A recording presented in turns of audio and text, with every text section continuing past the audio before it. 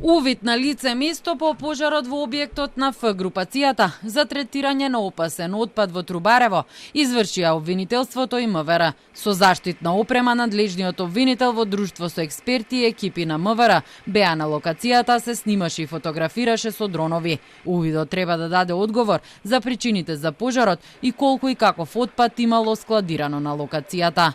Со оглед на затрупувањето на локацијата од безбедни причини, увидните дејствија на терен се отежнати. По наредба најавен обвинител, локацијата ќе остане обезбедена и во наредниот период за потребите на постапката.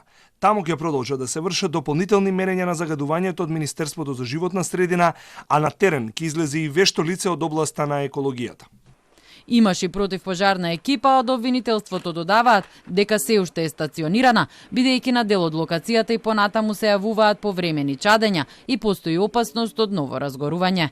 Дали пожарот кој што се случи тука во саботата во објект за преработка на опасен отпад е подметнат или не, или во прашање е нешто друго, ќе покаже увидот на обвинителството кој започна 4 дена по инцидентот, но за резултатите ќе треба да се почека подолго време.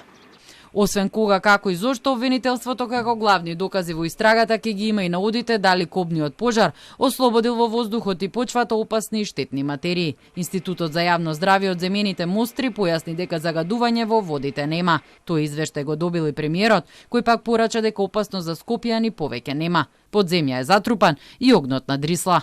Оној во Трубарево и Вардариште се целосно под контрола. Утрово ги добив и последните резултати од Институтот за јавно здравје. Сите параметри се во рамките на дозволеното. Така што мислам дека тој дел е затворен.